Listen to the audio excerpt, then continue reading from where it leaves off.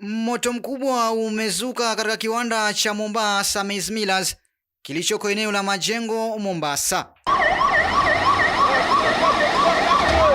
Juhudi za kudhibiti moto huo zinaendelea huku maafisa wa zimamoto kutoka kaunti ya Mombasa pamoja na vitengo vingine wakihusika katika operesheni ya kuzima.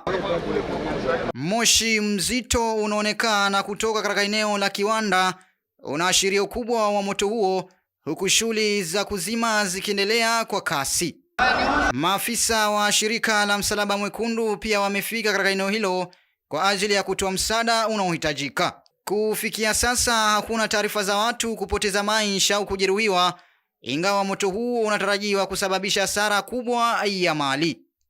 Kuanzia mwendo wa saa 1 asubuhi moto umeweza kuzuka hapa katika kiwanda cha Mombasa Maize Millers kilichoko hapa eneo la Majengo katika kaunti hii ya Mombasa, na kufikia sasa juhudi za kuzima moto huu zinaendelea, ikiwemo maafisa wa zimamoto kutoka vitengo tofauti tofauti wameweza kuwadia hapa. Pia vile maafisa wa vitengo vya dharura kama vile Msalaba Mwekundu wameweza kufika katika eneo hili.